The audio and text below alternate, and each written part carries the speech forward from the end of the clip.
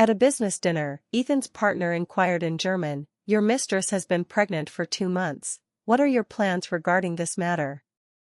Ethan's lips curved slightly as he attentively poured wine and served me food, then responded in German, "Elena dislikes children. I will arrange for Vivian to give birth and raise the child abroad, thus securing a legacy." I sipped my red wine, yet tears silently traced down my cheeks, prompting a flustered Ethan to ask, "Elena, why are you crying?" I forced a smile and explained, "This wine has a strong aftereffect, irritating my eyes, though its smooth taste and low alcohol content belied the true reason my comprehension of German." Ethan may have forgotten that I was once an exemplary student of German, a language he learned to facilitate his pursuit of me.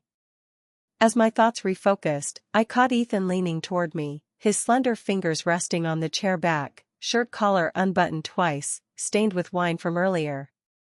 "What are you thinking about?" he asked with a smile, gazing at my flushed earlobes as sunlight glinted off his cufflinks, brushing my eyelashes. Instinctively reaching for my glass, my wrist was seized by his warm hand, his pulse against mine, silk cuffs exuding a cedar scent. "Let me handle such things," Ethan said, abruptly taking the glass's rim into his mouth, his Adam's apple bobbing with a minty chill from the morning's kissing wine, now a subtle probe. Across the table, Lucas crushed sea salt almonds, crumbs falling onto the Michelin-starred plate, adjusting his gold-rimmed glasses. "You're an old married couple, yet you act like newlyweds." Ethan abruptly pressed me against the carved wooden chair, sandalwood and cedar enveloping me, his fingertips grazing my jaw, wedding ring burning my skin. "I'm under my wife's thumb, as you well know. Jealous? Keep it to yourself." His final tone faded into a kiss brushing my earlobe, restrained yet laced with probing aggression. I tilted my head to evade his lips, my earlobe grazing his cool ones. "Indeed, I wish to verify how much Mr. Ethan loves me," I drawled, noting his jaw tense in my periphery. "Whether he harbors other girls behind my back." Ethan's pupils contracted, a hoarse gasp escaping his throat. This man, adept at concealing loss of control, paled at the knuckles, suddenly lifting me by the waist to spin, his suit pants brushing the teak floor's fragmented light. "You'll be the only girl in my life," he whispered, his hot breath grazing my neck. "I belong solely to you." I pursed my lips and gently pushed his embrace away, realizing some can lie without a flicker of guilt. When he proposed, my sole condition was fidelity. I once told him earnestly, "Should I ever discover your betrayal of our bond, I will leave irrevocably." Ethan's eyes then brimmed with affection, swiftly pressing my hand to his cheek to vow. "Elena, you're the one I took 2 years to let into my heart. I'll never betray you if I dare. May I never find love again." Indeed, my talents always attracted admirers, and from our first meeting, Ethan resolved to win my heart. Having endured profound hurt in past relationships, I long feared love, yet Ethan's persistence ultimately persuaded me to begin anew. 5 months ago, however, I chanced upon his affair, shattering my conviction in the existence of pure love. I expected a hysterical confrontation, yet I remained unexpectedly composed, staying by his side, enduring heartache, and methodically planning my future. At last, with 10 days until my visa's approval, I could depart from Ethan and embark on my own journey. After dinner, a tipsy Ethan leaned on my shoulder, murmuring, "Baby, let's go home." Ryan trailed us, shouting, "Ethan, aren't you joining us at KTV? Everyone's there, waiting for us." Ethan didn't turn, clinging to me, refusing. "No, Elena needs rest, I must take her home," prompting an envious TSK from Ryan, who ceased persuading. At that moment, a text arrived, "Elena, let's wager, will Ethan sleep home with you tonight or join me?" My eyes fixed on the screen, Ethan noticed my pause and tilted his head. "Honey, why'd you stop?" I swiftly darkened the screen, casually remarking, "Nothing, just a mistress taunting me." Ethan's brow furrowed as he reached for my phone, but then his rang Vivian's distinct tone. I offered my phone. "Still want to see?" Ethan stared, his gaze tinged with panic. "Honey, don't tease, there's no mistress, you're enough." He nuzzled my neck like a child. I gently pushed him away, calmly saying, "Answer it, it's been ringing long enough, and as Ethan straightened to step aside, I tactfully headed toward the driver at the gate. Surprise flickered in Ethan's eyes, but the sweet voice on the call quickly restored his composure. Withdrawing my gaze, I suppressed the bitterness within, certain he wouldn't return home with me tonight. Indeed, post-call, Vivian texted, "Elena, you lost Ethan cares most for me." She followed with a pregnancy report, adding, "And our child Ethan promised a home for it, he's so eager, will he divorce you then, I wonder?" I restrained the tears welling up, composing myself before Ethan could notice. "Honey, an urgent company matter means I can't join you home tonight. Go ahead, and I'll make it up to you later, alright?" he said, clasping my hand, eyes brimming with affection. I gazed at him quietly. "Ethan, I'm dizzy tonight. Can you stay home instead of going to the company?" After all, he was once my deepest love. Despite the evidence, belief eluded me. I thought, if he stayed one night, I'd grant him a chance to explain. Ethan smiled wryly, patting my head. "Be good, Elena, I'll call the doctor, and I'll return after work, okay?" He leaned to kiss me, but I pushed him away. "I'm dizzy, go handle it." After Ethan exited, I shut the door and directed the driver to leave. Soon, Vivian messaged, "How's it feel, Elena, abandoned by your husband?" "Were I you, I'd step aside willingly." My stomach churned violently, prompting me to stop the car and vomit by the railing until 3 a.m., with no sign of Ethan's return. I glanced repeatedly at the door. Vivian sent no further boasts, suggesting they were lost in tender intimacy.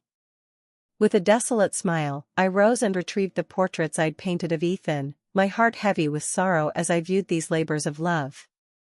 I recalled how, after we united, I'd paint him in every spare moment, capturing his every expression, joyful exuberance, pensive frowns, meticulously chronicling his every gesture. I once believed such devotion made me the happiest person alive, but now. The next day, I arranged to ship those portraits to Vivian. In 5 days his heart had shifted, so these tokens of my love belonged with his new beloved. As I prepared to burn the unsent paintings, he returned, calling from the entrance. I replied but continued my task. Hearing me, Ethan entered, nearly dropping his cake upon seeing me. "Darling." He rushed over, crouching to grasp my hand. "What are you doing?"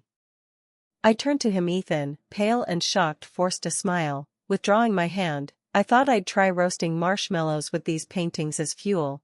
They say it imparts a unique firework flavor." Ethan's hand froze mid-air, eyes incredulous, stammering, "Darling, don't jest, these paintings are precious." I looked up, offering a faint smile. "Precious? To me, they're now mere worthless scraps." He urged anxiously, "How could they be useless? You painted them stroke by stroke, they hold our memories." I lit another painting, watching flames consume it, my tone calm. "Future memories will be even more profound." Relieved, Ethan helped me to the sofa. "Elena's right, our future holds deeper memories." Glancing at the remaining paintings, he said, "Let the maid tidy these. I brought cake, have some," as I eyed the delicate treat, cream sweet scent wafting near. Yet nausea surged within. Envisioning him with Vivian, the cake became a mocking affront. Ethan set the cake down, coaxing, "Honey, it's from your favorite bakery. I detoured to get it." I forced a smile. "Thank you," my voice icy, flustered. He rubbed his hands. "Won't you try it? It's your favorite." Staring at the cake, I inhaled deeply, quelling disgust, replying faintly, "I'll eat later," too weary to argue. Bewildered, he pressed, "What's wrong, honey? Don't you like it?" "I know yesterday was my fault. No, I'm just tired," I cut in, heading to the bedroom, lying down as images of him and Vivian haunted me. Exhaustion overwhelmed me, no desire to quarrel or confront. Perhaps when stronger, I'd face him, but not now. Later, Ethan entered softly, placing warm water bedside. "Honey, have some water," he whispered. I faced away, silent, tears flowing as he closed the door. I lay still, Ethan's movements in the living room striking my heart. Night deepened, moonlight seeping through curtains, casting mottled shadows. Restless, I couldn't sleep. Sensing this, Ethan crept in, tiptoeing to the bed, lying down cautiously. He reached to hold me, but I shifted aside, his hand hung stiffly, then withdrew, the room silent save for our breaths, the air stiflingly tense. "Darling, please don't be mad, okay?" Ethan broke the silence, voice tentative. I stayed silent, eyes shut, feigning sleep. Assuming I hadn't heard, he continued, "I know I've neglected you lately, but work's been overwhelming, trust me, you're my only one." His words churned my stomach, cheating yet spouting such lies. Seeing no response, Ethan sighed softly, rose, and stood by the window, gazing into the night. Moonlight bathed him, silvering his silhouette. I peeked, once finding it familiar and warm, now utterly alien. After a long while, Ethan returned to bed, this time lying quietly beside me without reaching out. I sensed his gaze lingering, yet I never turned to meet his eyes. Morning sunlight pierced the curtains, rousing me. Opening my eyes, Ethan was gone. Entering the living room, I found a note and breakfast on the table. "Honey, I'm off to work, eat breakfast." The note stirred mixed emotions. I sat, eating tasteless bites, then resolved to see Vivian. It was time to leave. Afternoon sun lazily bathed the cafe's glass, casting dappled shadows. I sat by the window, awaiting Vivian. Soon, a tall, impeccably made-up woman glided in. Vivian, in an expensive dress, her triumphant smile and challenging gaze unmistakable. She sat opposite, arms crossed, smirking sharply. "Yo, why summon me?" "Finally decided to hand Ethan over?" I regarded her calmly, my gaze serene. "Yes, I'm preparing to leave Ethan," I said, voice low and resolute. Vivian blinked, surprised, before resuming her smug demeanor. Covering her mouth, she laughed shrilly. "Ha, wise choice. Ethan's long stopped loving you, he loves me and my child." I frowned, disgust rising, yet restrained myself, breathing deeply to stay calm. "If so, I've no reason to linger, live well." Vivian snorted disdainfully, eyes mocking. "We will, naturally, but Ethan's wealth is mine and my child's, you'll get nothing." My lips curved faintly. "I care not for that wealth, I seek only freedom and a fresh start." Vivian's eyes widened in disbelief. "Are you mad? That wealth is yours by right, you'd abandon it so easily?" I shook my head gently, fatigue in my eyes. "Wealth no longer matters, I've lost too much in this marriage, it's time to reclaim myself." Vivian stared, puzzled and uncomprehending. "You're odd, but no matter, Ethan's mine now." Her triumphant air stirred no anger, only boundless disappointment. Once, I saw Ethan as my lifelong pillar, now, all had changed. "Congratulations on gaining your desire," I said flatly, as if narrating another's tale. Vivian laughed proudly, caressing her belly. "Thanks, once the child's born, our family of 3 will be blissful." I watched silently, emotions tangled. Once, I too dreamed of a child with Ethan. We'd watch him grow, crafting a bright future. Now, that vision was but a mirage. "I hope you find happiness," I said softly, a faint blessing in my gaze. Vivian glanced scornfully. "Spare me your crocodile tears, do you think I'd thank you?" Ignoring her taunts, I sat quietly, gazing out. People bustled on the street, each to their lives. It was time I restarted mine. "By the way, keep Ethan close these days, don't let him linger near me." I stood, adjusting my clothes, gaze firm and poised. Vivian smirked. "No need to ask, he'll stay with me, he loves me now, after all." I said no more, turning gently to the door, sunlight bathing me, a moment of unprecedented ease and liberty.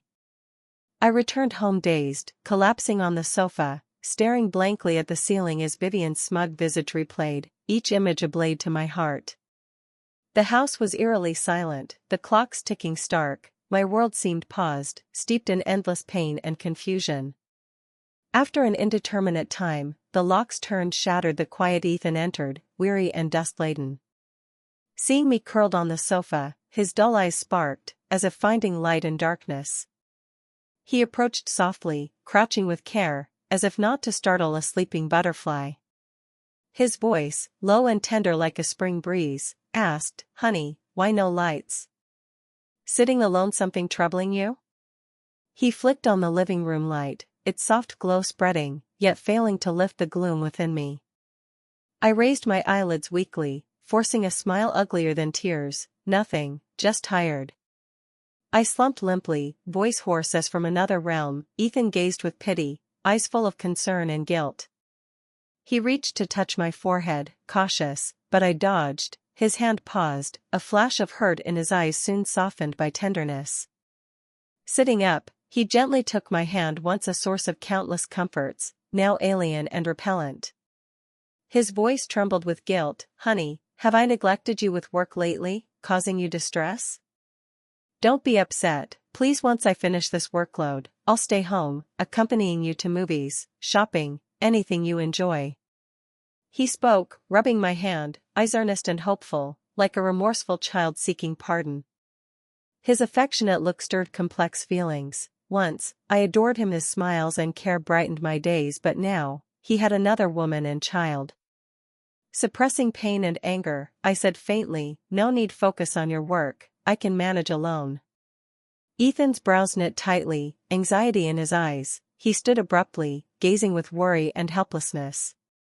After a moment, he crouched beside me again, hands on my shoulders, eyes resolute. Elena, don't say that work's never more important than you. I've failed you lately. If you're upset, let it out on me, don't bottle it up, it pains me. His voice broke, tears glinting, his anguish stung me. I pulled free. I said no need, leave me be to think. Ethan sighed helplessly, eyes forlorn. He rose, sat across the sofa, silently keeping me company. Silence enveloped the room, our breaths mingling. I stared into the night, thoughts swirling. I texted Vivian, get Ethan to you, and seconds later, his phone buzzed on the table, company flashing. Ethan glanced at me covertly, grabbed the phone, hesitated, then set it face down, unanswered. Yet the ringing persisted, relentless, a grim summons tolling repeatedly. Ethan's face darkened, sweat beading on his brow, his eyes darted, restless. I watched silently, irony and sorrow filling me. Once my pillar of trust, now flustered for another. At last, I said coldly, answer it. Ethan stared, incredulous, panic and guilt in his eyes. He opened his mouth but said nothing. He slowly lifted the phone, answering, hello. His voice hoarse with tension. Vivian's coy voice came through, indistinct, but Ethan's expression complaint and urgency betrayed her. He cast apologetic glances my way. He stepped to the balcony, voice softening, placating, what's wrong? Feeling unwell? Been to the hospital, how could you be so careless? Is the child okay? His concern nauseated me profoundly. Hanging up, Ethan eyed me warily, guilt-ridden. Sorry, baby, urgent company business, I'll make it up to you, I replied quietly. Fine, go. Stunned, he moved to hug me. I evaded, hurry, the child matters. Ethan paled instantly. Honey, let me explain. This. He stammered, trembling, incoherent. I know, just a client, concerns expected. I excused him, sensing my shift. He hugged me fiercely. Honey, I'm sorry, I love you, then grabbed his coat and left. I promptly contacted a lawyer to draft divorce papers. Night fell, lights glowed. I sat awaiting Ethan. After an unknown time, keys turned, and the door opened. Ethan stumbled in, reeking of liquor, hair disheveled, eyes vacant, steps faltering. Seeing me, he forced a slurred smile. Bah, baby, I'm back. I rose, steadying his swaying frame. He leaned into me, mumbling, company, stuff's a mess, drank loads with clients. Seeing him thus, I felt no pity, only boundless disappointment. I sat him down and fetched water. Handing him the water, he spilled some on his clothes, grinning foolishly like a guilty child. I inhaled deeply, calming myself, then retrieved the divorce papers from under the table, handing them over. Here, sign this. Ethan peered blearily at the document, slurring, what's this? Suppressing my nerves, I fibbed. A company document, I've checked it, no issues, sign it quick, it's needed tomorrow. Without suspicion, Ethan took the pen, scrawling his name shakily, then tossed it aside, slumping back with closed eyes. Seeing his signature, joy surged within. though I feigned indifference, carefully stowing the papers my key to rebirth. Gazing at Ethan, passed out, I reflected deeply this failed marriage, a prolonged nightmare, now ended with the key to a new life in hand. Clutching the signed papers, my heart eased slightly, but with 2 days until my visa, I had to keep Ethan steady. Yet Ethan clung to me these days, sticky as gum, trailing my every step. Mornings, as I cooked, he'd hug me from behind, chin on my shoulder, muttering my food was the best. Evenings, on the sofa, he'd sit close, holding my hand. Anxiety gnawed at me, visa pending. I couldn't confront him. Reluctantly, I texted Vivian, keep Ethan occupied, don't let him stay home. Soon, Vivian replied, dripping with scorn, yo, unloved hag, begging me now? Fine, for Ethan, I'll assist. She followed with intimate photos, Ethan and her, beaming, his hand on her waist. My heart clenched, but I stifled rage. Soon, Ethan's phone rang. He glanced at it, then me. Hesitant, I smiled gently, go, work's important. Changing, he paused at the door, turning with eager eyes, honey, my birthday's in a week, where's my gift? I smiled, it's ready, go work, I'll surprise you, and satisfied, Ethan nodded and left. Watching him go, I exhaled in relief, but knew the next 2 days demanded caution. Only with the visa could I truly escape and begin anew. At last, the day before expiration, I received visa approval. My hands trembled with excitement, freedom dawning. One final task remained, to leave Ethan. At the obstetrics hospital, I entered slowly, the sharp, familiar disinfectant scent enveloping me like an invisible net. I breathed deeply to calm my racing heart. Then Vivian appeared at the corner. As I turned to leave, she approached, makeup flawless, her demeanor haughty. Arms crossed, she appraised me scornfully, smirking, well, who's this? The Baron Queen herself at obstetrics? Here to fix your infertility, perhaps? Her shrill voice pierced the quiet corridor. I met her gaze calmly, her words now mere breezes, insignificant to me.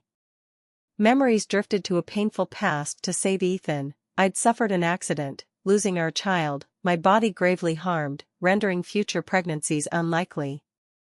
I told Ethan I disliked children, avoiding them, but only I knew the deep wound within now. With him and Vivian, all had irrevocably changed. Seeing no retort, Vivian assumed her barbs hit home, growing smug, taunting relentlessly, what, silenced by truth? You're done childless, Ethan will tire of you soon. Her words, sharp as knives, met a heart already numb, stirring no ripples. Ignoring her, I strode firmly to the consultation room. Vivian trailed, unrelenting in her jibes, but I seemed elsewhere, her voice fading as I focused inward. Entering the room, I faced the doctor, detailing my situation. He listened intently, nodding, and arranged an abortion. Recording in my file, he asked gently, are you certain about this surgery? It's a significant decision. I nodded resolutely. I've decided. When Vivian burst in, eyes wide with disbelief, as if witnessing something astounding. Her voice rose sharply, are you insane? This is Ethan's child, confess, and he'll return. How can you be so foolish? I raised my head, unwavering, shaking it gently. The moment he chose you, forgiveness died. This child shouldn't enter a world of betrayal and pain, my tone calm and firm. Vivian froze, stunned, unable to fathom my resolve. She opened her mouth, then closed it, speechless. I stood, tomorrow night, I leave. I hope you'll keep him with you then. Silent, Vivian verified my words, then nodded. I smiled, thanked her, and left the room. Elena, Vivian called suddenly, why, don't you hate me? After all, She eyed me suspiciously.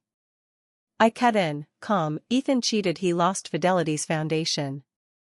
Without you, there'd be an Emily or Erica. Love, once faded, is a wilted flower, hard to revive. It's gone, so why blame you? Stunned, Vivian gaped, then looked away. I'll keep him, you go far, never return, never disrupt Ethan's life. Agreed, I replied. Vivian indeed bound Ethan tightly, as he indulged her while feigning devotion to me. My phone lit with Ethan's text. Honey, work's insane, I'm exhausted daily, but always thinking of you. Don't overexert, eat well, I'd return sooner, but time's tight. His words dripped guilt and care, yet rang hollow with irony, perhaps fearing my reversal, or having seen his message. Vivian's texts flooded in. See these photos, Ethan's cozy with me, you're a joke. He's so into me, long overdue, don't cling. You can't satisfy him, he loves only me now, can't leave. Each barb pierced my heart. Calmly, I saved the photos to a USB. I laid the divorce papers and abortion report on the table, epitaphs of this failed love. On Ethan's birthday, he'd see my meticulously prepared gift. I dragged my suitcase to the airport. Returning home the next day, Ethan expected me waiting in the living room, but found it cold and empty, my absence stark. Stunned, his heart seized by an invisible grip, he panicked, shouting my name, voice echoing unanswered in the void. He searched frantically, every room and corner, like a headless fly, then, pulling out his phone, he dialed me rapidly. The dial tone hammered his heart once, twice, thrice, countless calls, all unmet by a response. Vivian stood by, smirking gleefully. Ethan, I pity you, sometimes working hard, stressed, deserving rest at home, but she doesn't care, always fussing over trifles so immature. Frenzied, Ethan's anger erupted at her words, glaring, he shoved Vivian, snarling, you're just my plaything, know your place, daring to slander her before me? He swept everything off the table in a clatter, eyes landing on my gift in the corner. In strides, he seized it, hands shaking as if it weighed a ton.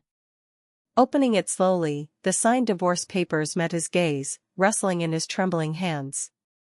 Below, the abortion report, his eyes widened, color draining. Elena had been pregnant, he'd nearly had a child with her.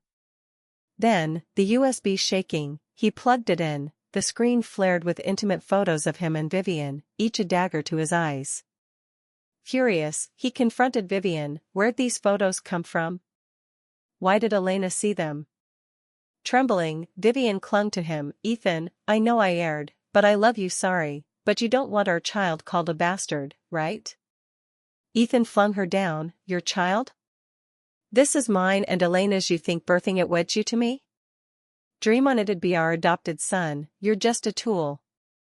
Vivian fell, incredulous. How? You loved me most, how's our child another's? How can you be so cruel? Sudden agony struck her belly, clutching it, sweating, she pleaded hoarsely, Ethan, call an ambulance, my stomach. Ethan stood, eyes cold with disgust. You deserve this, self-inflicted.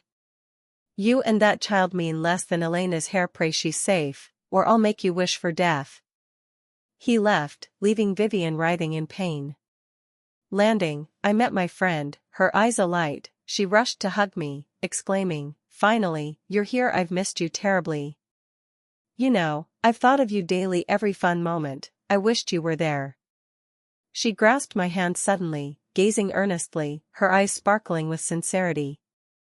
I squeezed back, forcing a smile. I missed you too. If not for this marriage's collapse, I'd not know when I'd visit. Speaking, my heart soured. Once thought happiness, a dream now shattered, leaving only wounds. With her aid, I adapted abroad, gloom dissipating, yet matters back home lingered. Ethan searched frantically, unaware I'd changed my identity, starting anew. Vivian, my family's ruin, faced retribution. She lost her child and fertility, a crushing blow driving her to blame Ethan entirely. On a sunny yet perilous day, Vivian rammed her car into Ethan on his commute, gravely injured. He awoke paralyzed.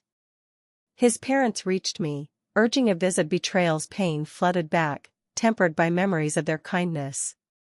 Ever good to me, I chose to return, stepping onto that familiar strange land, my heart weighed heavy. In the ward, Ethan sat in a wheelchair, back to the door, once tall, now hunched, exuding loneliness. Hearing the door, he turned slowly, eyes startled at me, then averted like a guilty child. I approached quietly, the air thick with awkward tension, head bowed. Ethan murmured, "You're here," and I steadied my voice, "Yes, to see you."